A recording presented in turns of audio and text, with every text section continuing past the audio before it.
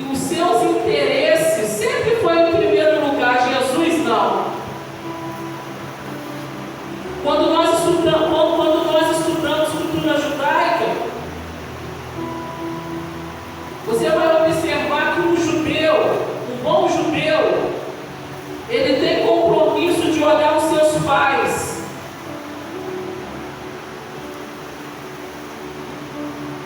Ele tem compromisso de olhar os seus pais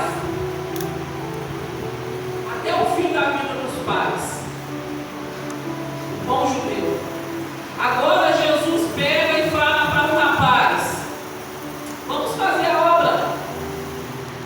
O rapaz responde assim: Jesus, deixa eu ir primeiro enterrar o meu pai. O contexto desse texto, se você for estudar cultura judaica, por que o rapaz fala: Jesus, deixa eu primeiro enterrar meu pai? Ele está falando assim: pai, Jesus, depois que o meu pai morrer, eu vou assim de gente na casa do Senhor. Irmão, vamos fazer a obra. Pastora, quando eu aposentar, quando você aposentar, você vai comprar uma casa na praia ou no sítio, vai botar uma rede e ficar lá. Quem faz a obra, faz a obra. Quem não faz, não faz. Irmão, se você faz a obra, você faz. Se você não faz, depois que você aposentar, você não vai fazer. Quem faz, faz. Quem não faz, irmãos. Porque a questão de fazer a obra não é a questão de tempo. Pastor, eu não faço a obra porque eu não tenho tempo. Vamos mudar essa palavra? A gente precisa ser sinceros. Nós não fazemos a obra porque não é prioridade.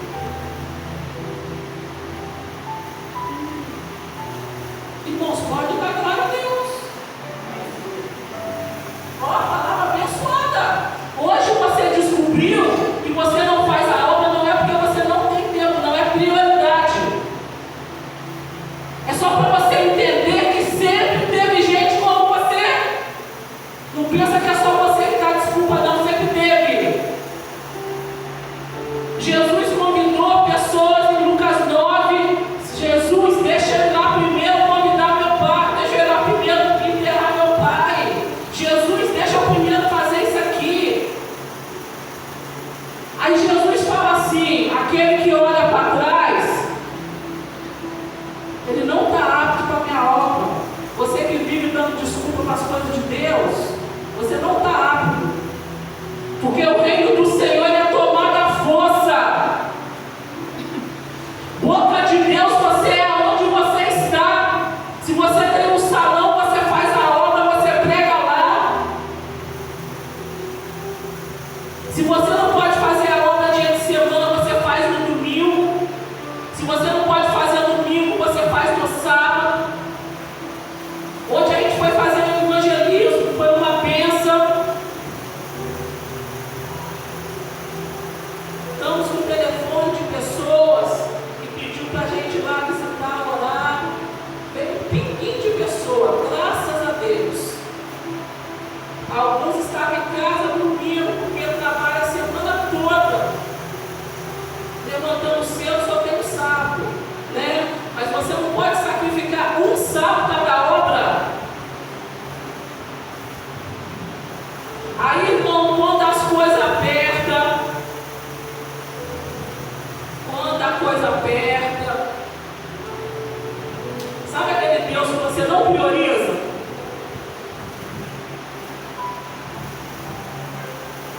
Quem que você procura quando a coisa aperta? Aquele Deus que você não prioriza. Primeiro você tem que cuidar dos seus interesses. Eu tenho que ganhar meu dinheiro, né? Olha, eu tenho que fazer isso aqui. Olha, eu tenho que ir para a festa. Eu tenho que cuidar da minha faculdade. Olha, eu tenho que cuidar do meu filho. Só que você esquece que a sua força vem do Senhor. Se o Senhor não abrir a sua mente, você não passa na faculdade. Se o Senhor não abrir a sua mente, você não cuida do seu filho. Se o Senhor não tiver com você, não abre porta, você não tem trabalho. Tudo vem dele, igreja. Aí quem mandou você largar a rede? Ninguém.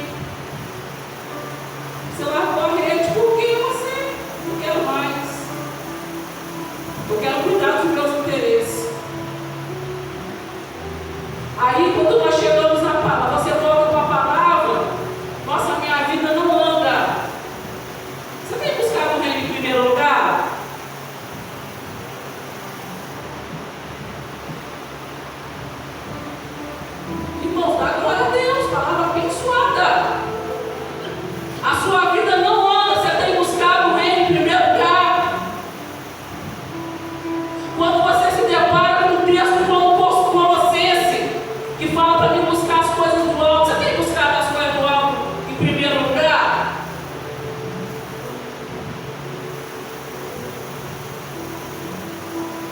Vai pensando aí, irmãos.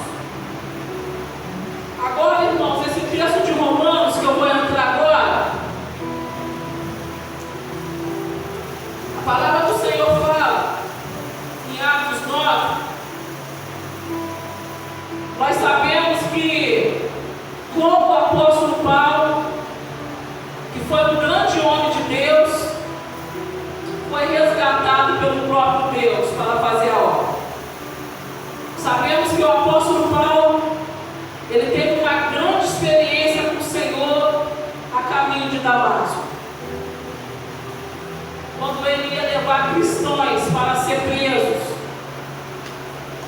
Agora este homem, quando nós vamos para a carta de Romanos 10, os irmãos já estão com a palavra aberta.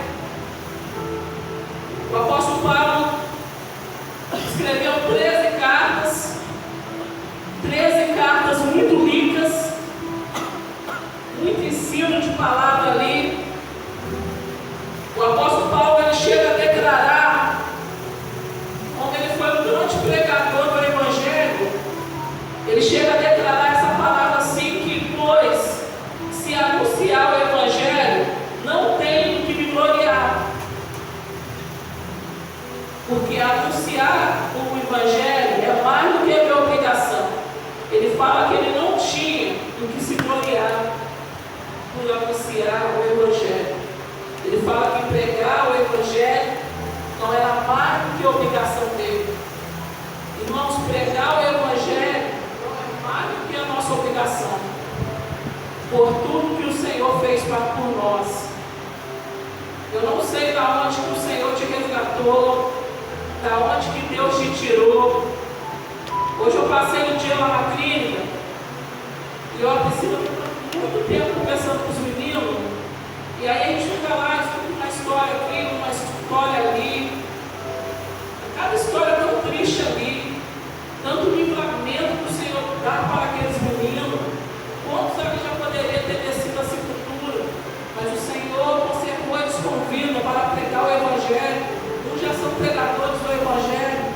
Agora o apóstolo Paulo, que o Senhor conservou ele com vida, ele fala: eu não tenho que se gloriar. Pregar o Evangelho é mais do que a minha obrigação. Irmãos, precisamos testemunhar sobre Jesus para os outros. O Senhor, ele nos chamou, irmãos, como testemunho.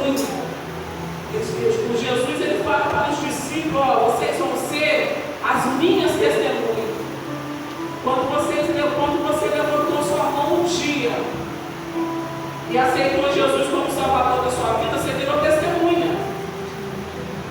Agora esse homem, o apóstolo Paulo, que virou testemunha de Jesus, em Romanos 10, agora nós vamos considerar o texto desde o 13. Nesse texto nós vamos observar que ele teve ali uma preocupação. Pastora, para quem que o apóstolo Paulo estava dirigindo essa palavra?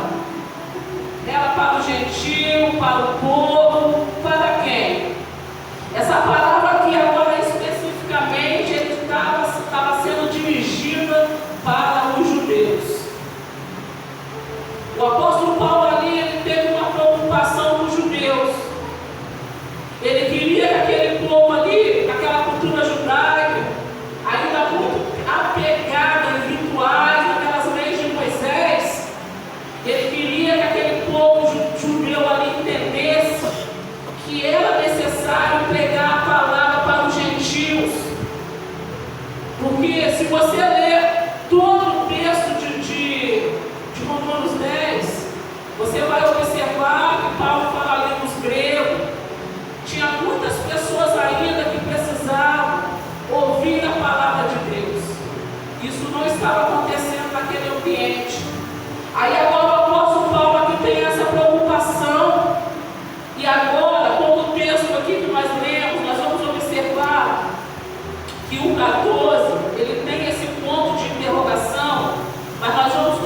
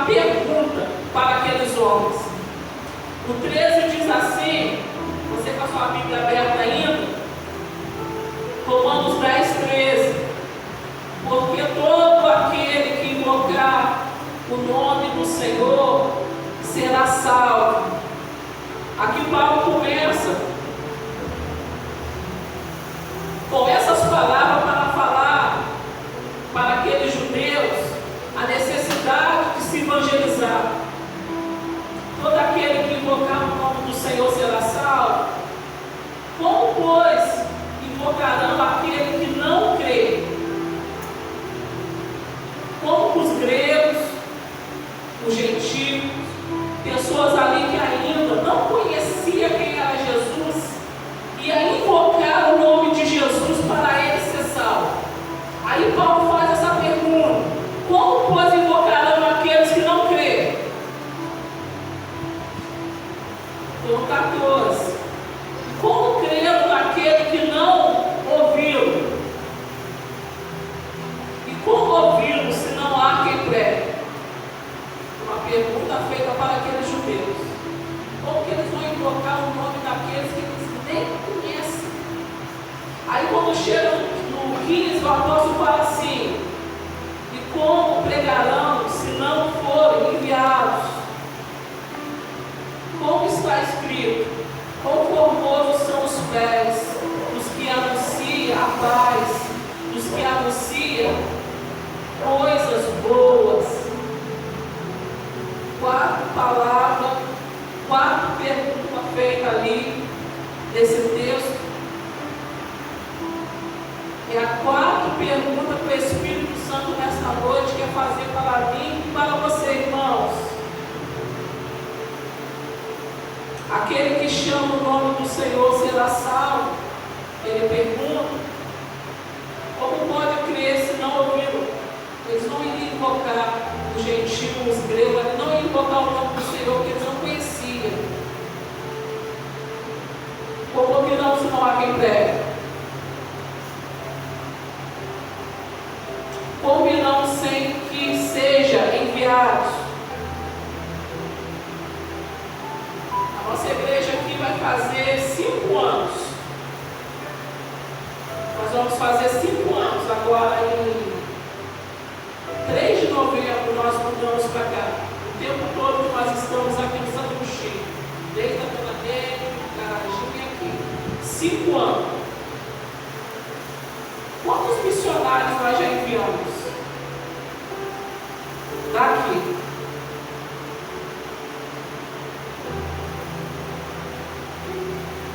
Como irão sem que sejam enviados? 30 copos foram distribuídos aqui. 30.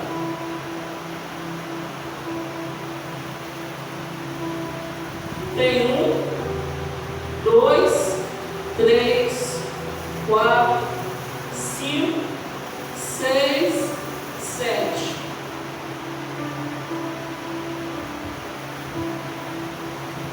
Cofres foram distribuídos. Entregaram 7. Combinam sem que sejam enviados.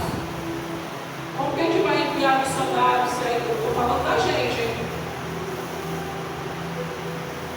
Falando da igreja aqui do Pregar em Mim, do outro lado, congregacional, estou falando da minha.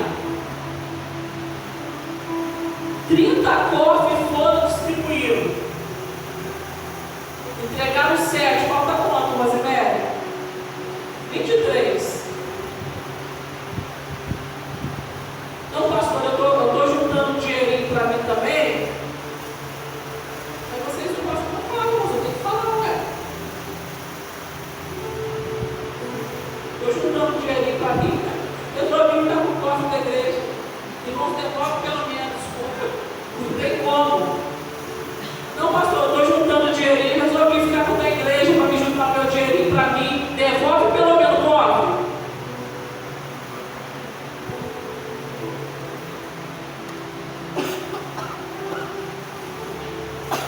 Como enviar essa igreja não gosta de ofertar para missões? Estou juntando meu dinheirinho, né, pastor? Para mim comprar minha casa, meu carro. Meu filho fazer para voltar junto, só que junto o dinheiro da igreja. E foi da parte do Senhor entregar. Irmãos, ninguém é abençoado quando retém as coisas do Senhor. Se você não dizimar, você não é amaldiçoado. Porque eu não preciso dizimar por medo, eu tenho que dizimar, porque lá em Malaquias fala que eu vou ser amaldiçoado. Nada disso, não dizime por isso. Só por amor, está na graça. Você vai dizimar porque você ama o Senhor, e o Senhor tem te abençoado. Aí você vai dizer, eu vou comprar uma casa, só que eu não vou guardar lá no banco a parte do Senhor. Eu vou comprar um carro, eu não vou guardar lá a parte do Senhor. É só para você ser abençoado com o que você vai comprar. Como que a gente vai enviar se a gente não oferta para missões? Como ouvirão se nós andamos no nosso emprego, no nosso dia a dia, para os nossos vizinhos, aonde o ambiente que a gente está, nós estamos acabando?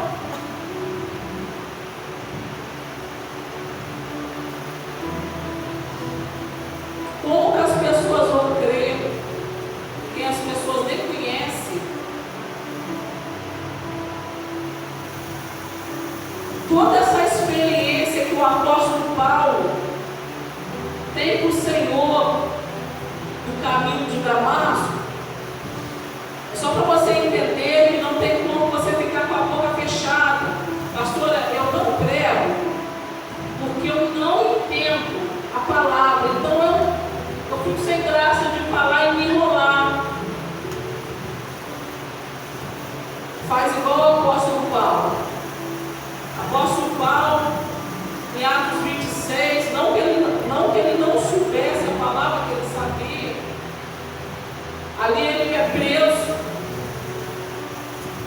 Agora este homem é levado no tribunal.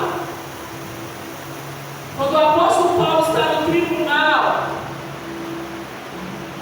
e é dado a vez dele falar, ele poderia ali naquele tribunal falar assim: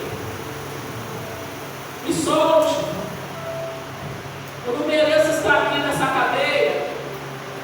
Não. O texto fala que ali, perante aqueles homens ali que estavam assistindo, o apóstolo Paulo fala assim: quando eu estava indo a caminho de Damasco, apareceu para mim uma grande luz, e eu escutei uma voz que dizia: Saulo, Saulo, por que me persegue? Por que me persegue? O texto fala que Paulo continua falando que quando ele vê aquela luz e a voz que pergunta: Saulo, Saulo, por que me persegue? A palavra fala que Paulo assustado: quem é você? A voz fala assim: eu sou Jesus de Nazaré, a qual você persegue. E aí ele começa a falar que eu agora, de perseguidor, eu sou perseguido. O texto fala que ali, naquele tribunal, Paulo não falou assim: me solte.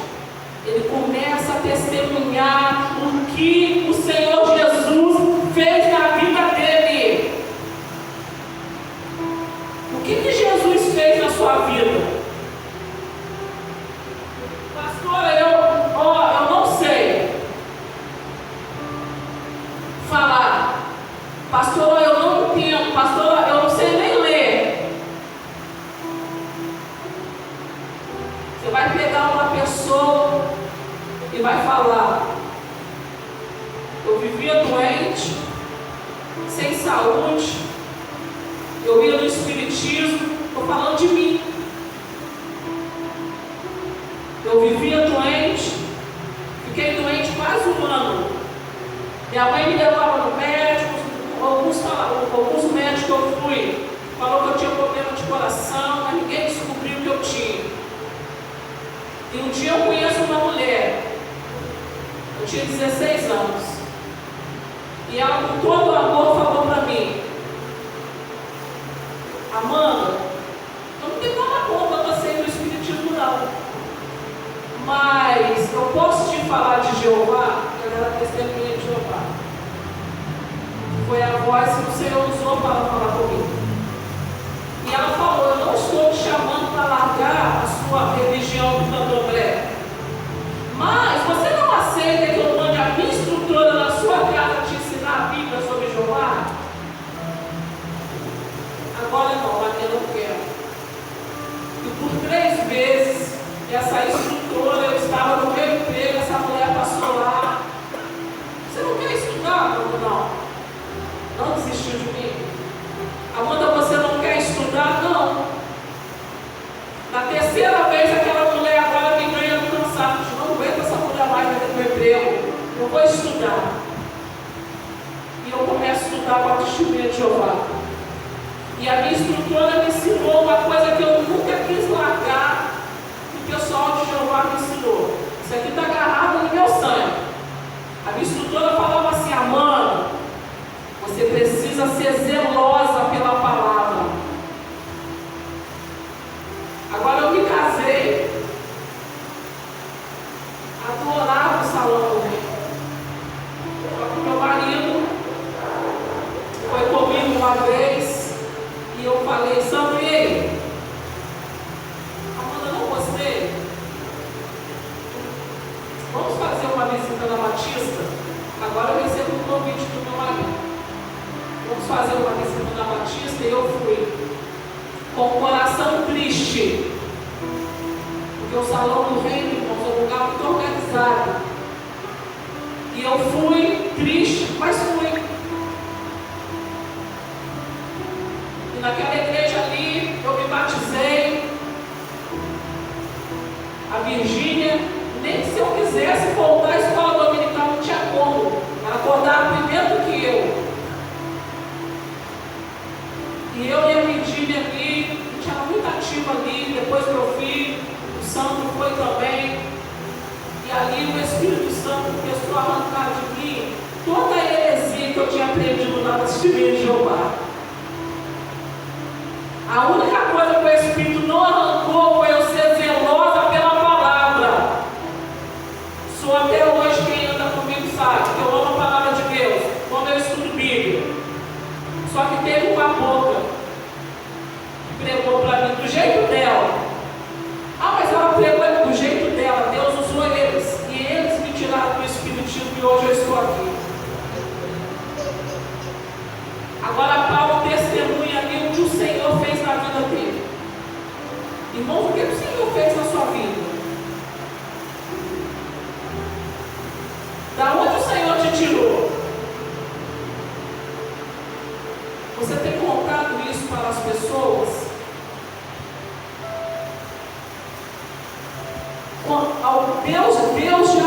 Deus já salvou alguém da sua família?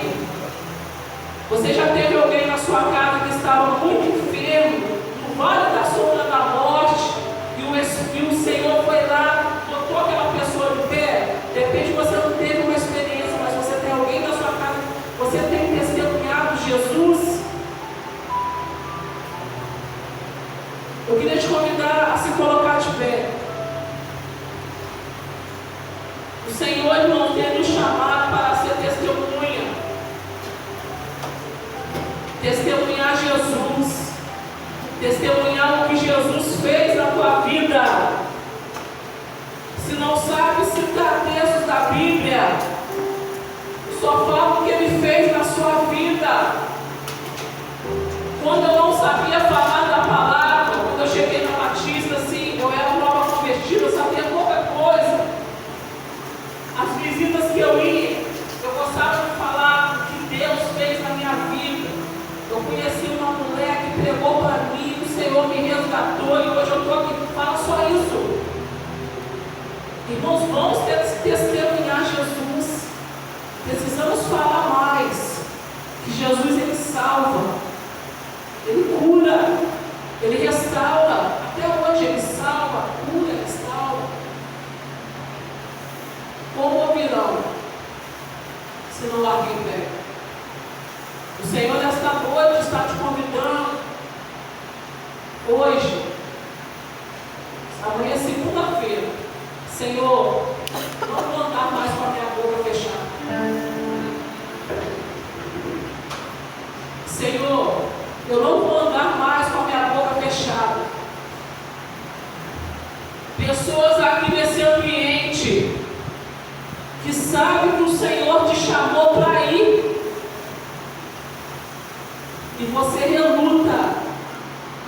O Espírito Santo está te convidando nesta noite para você perder o controle da sua vida. Irmãos, aqueles que o Senhor mandou ir, vai. Aqueles que o Senhor mandou ficar e sustentar a obra dele financeiramente, sustenta. Aqueles que o Senhor colocou para preparar pessoas para missões, prepara. Mas, Senhor, irmãos, o Senhor nesta noite, Ele está te convidando a você pegar a rede que você largou novamente. Feche os seus olhos. Eles vão ministrar só o refrão. O Senhor está te convidando a pegar a rede novamente. Sabe aquela rede que você largou? Pede o Espírito Santo para trazer na sua mente agora como você era uma pessoa dedicada na obra de Deus. E como você está agora, hein? Pastor, mas eu era dedicada, mas me massacraram na casa do Senhor. Você foi massacrado por homens. O nosso Deus nunca te massacrou. O nosso Deus nunca fez nada para você. E nesta noite Ele está te convidando a pegar a rede novamente.